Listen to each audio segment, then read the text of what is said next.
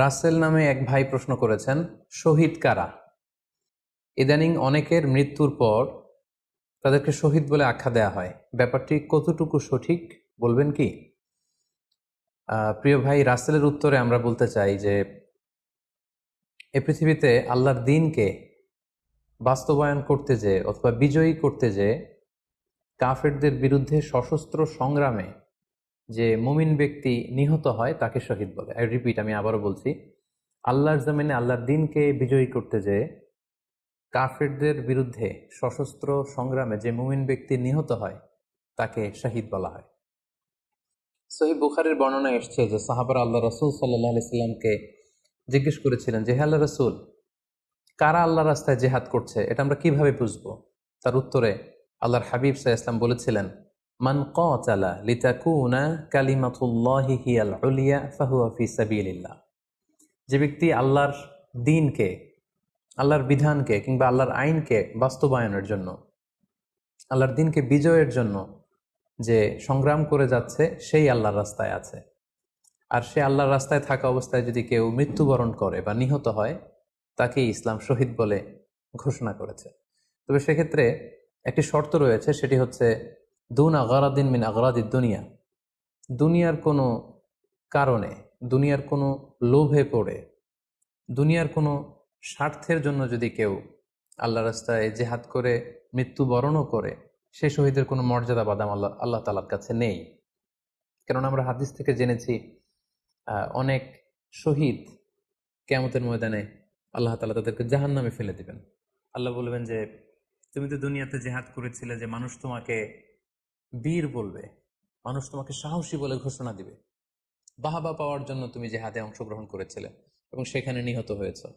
তো তুমি নিহত হওয়ার পরে মানুষ তো তোমাকে বীর বলেছে, বাহাবা দিয়েছে, সাবাস বলেছে, যে কারণে তুমি এই জেহাদে অংশগ্রহণ করেছো সেটা দুনিয়াতেই তুমি পেয়েছো। তো আমার কাছে তুমি কি চাও? আমার কাছে তোমার জন্য কিছু নেই। Go to the hell fire, জাহান নামে যাও। তাকে আল্লাহ তাআলা উপর করে জাহান নামে নিক্ষেপ করবেন।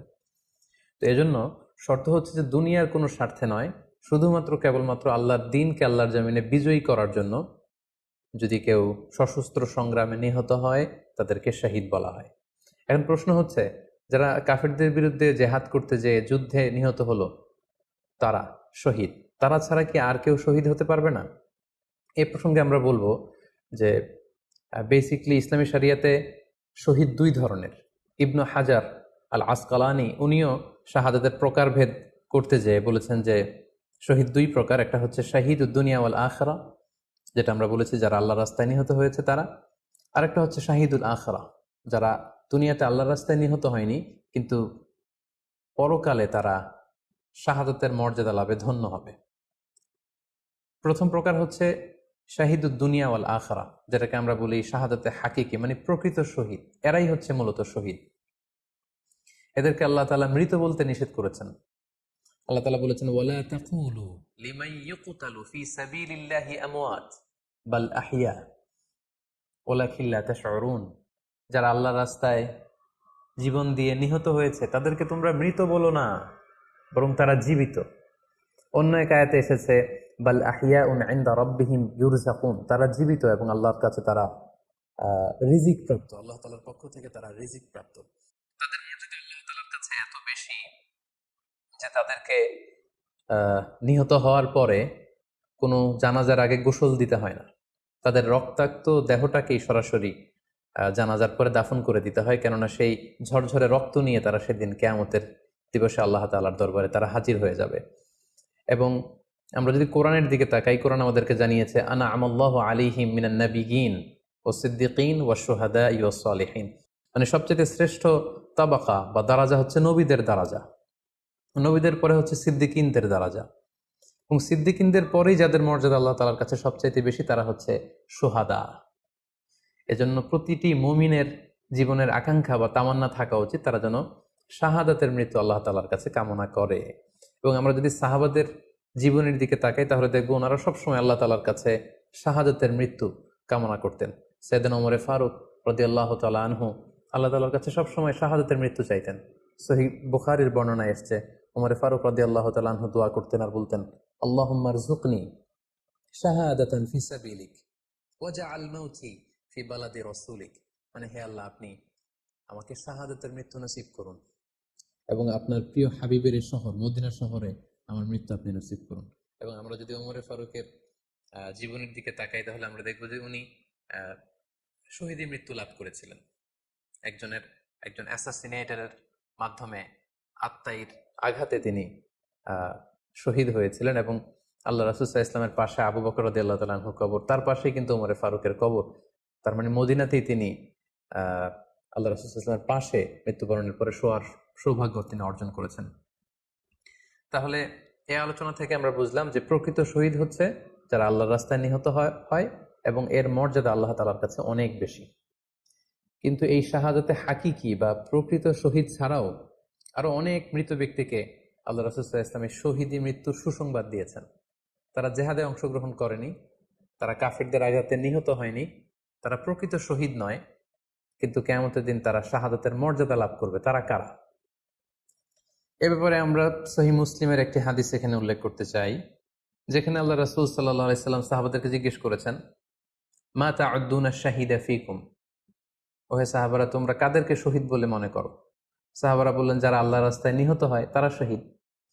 তখন আল্লাহ রাসূল সাল্লাল্লাহু আলাইহি সাল্লাম বললেন, ইন্না শুহাদা উম্মতি ইদান লাকালিল, এরকম হলে তো আমার উম্মতের মধ্যে শহীদদের সংখ্যা একেবারে কম। যারা জেহাদের সুযোগ পাবে না, জেহাদের ময়দানে কাফেরদের বিরুদ্ধে সশস্ত্র সংগ্রাম করে যারা নিহত হওয়ার সুযোগ পাবে না, তাহলে তো তারা শহীদ হতে পারবে না। সাহাবারা এই কথা শুনে বললেন, ইয়া রাসূলুল্লাহ, তাহলে কারা শহীদ আপনি বলেন। তখন আল্লাহ রাসূল সাল্লাল্লাহু আলাইহি ওয়াসাল্লাম বললেন যে যারা আল্লাহর রাস্তায় নিহত হয় তারা তো শহীদ বটেই, পাশাপাশি ওমান মাতা ফি তাউনি ফাহুয়া শাহীদ, মহামারীতে যারা মারা যায় তারাও কিন্তু শহীদ। প্লেগ রোগে বা মহামারীতে, এই যে করোনা ভাইরাসের সময় যারা ঈমানের সাথে ইন্তেকাল করেছে তাদেরকেও আল্লাহ তাআলা শাহাদাতের মর্যাদা দান করবেন। ওমান মাতা ফিল বাতনি ফাহুয়া শাহীদ, পেটের পীড়ায়, পেটের কোনো রোগে যদি কেউ আক্রান্ত হয়ে মারা যায়, সে কিয়ামতের দিন শাহাদাতের মর্যাদা লাভ করবে। ওয়াল গরিকু শাহীদ, পানিতে ডুবে যদি কেউ মারা যায় সেও শাহীদ। এভাবে অন্যান্য আরো অনেক হাদিসে, কোনো হাদিসে 5 জন, কোনো হাদিসে 7 জন, কোনো হাদিসে আরো বেশি, এভাবে আরো অনেক ব্যক্তিকে আল্লাহ রাসূল সাল্লাল্লাহু আলাইহি ওয়াসাল্লাম শাহাদাতের মর্যাদা লাভে তারা কিয়ামতের দিন ধন্য হবে এই মর্মে তিনি আমাদেরকে জানিয়েছেন। সুনানে নাসাইর একটি বর্ণনা থেকে আমরা জানতে পারি, আল্লাহর হাবিব সাল্লাল্লাহু আলাইহি ওয়াসাল্লাম বলেছেন, মান কুতিলা দুনা মাজলামাতিহি ফাহুয়া শাহীদ, অন্যায়ভাবে যদি কাউকে হত্যা করা হয়, হি ইজ ডিফেন্ডিং ইনজাস্টিস, অন্যায় প্রতিরোধে সে মারা গিয়েছে, এরকম মৃত্যুকেও তিনি শাহাদাতের মৃত্যু বলে ঘোষণা করেছেন। সুনানে তিরমিজির আরেকটি বর্ণনায় আল্লাহ রাসূল সাল্লাল্লাহু আলাইহি ওয়াসাল্লাম আরো কিছু ব্যক্তিকে শহীদ বলে ঘোষণা করেছেন। যেমন তিনি বলেছেন, মান কুতিলা দুনা দীনিহি ফাহুয়া শাহীদ, কেউ তার দিনকে হেফাজত করতে যেয়ে যদি মৃত্যুবরণ করে সে শহীদ। ওমান কুতিলা দুনা দামিহি ফাহুয়া শাহীদ, নিজের রক্ত বাঁচাতে যেয়ে যদি কেউ মৃত্যুবরণ করে শহীদ। তার সম্পদ বাঁচাতে যেয়ে যদি মৃত্যুবরণ করে সে শহীদ। তার ফ্যামিলিকে সেভ করতে যেয়ে কেউ যদি মৃত্যুবরণ করে সেও শহীদ। তার সম্মান, ইজ্জত, তার স্ট্যাটাসকে বাঁচাতে যেয়ে যদি কেউ মৃত্যুবরণ করে সেও শহীদ। আরেক বর্ণনায় আমরা জানতে পারছি, আল্লাহ রাসূল সাল্লাল্লাহু আলাইহি ওয়াসাল্লাম বলেছেন, ওয়াসাহিবুল হাদমি ফাহুয়া শাহীদ, অর্থাৎ ধ্বংসস্তূপের নিচে চাপা পড়ে যদি কেউ মারা যায় বা কোনো দেয়ালের নিচে চাপা পড়ে যদি কেউ মারা যায় সে শহীদ। ওয়াসাহিবু যাতিল জানবি শাহীদ, অর্থাৎ ফুসফুসের কোনো রোগে, লেটসে লাং ক্যান্সারে যদি কেউ মারা যায়, ফুসফুসের কোনো ভয়ানক রোগে যদি কেউ মারা যায় সে শাহীদ, শহীদের মর্যাদা পাবে। আল হারিকু শাহীদ, আগুনে পুড়ে যদি কেউ মারা যায় সেও শহীদ।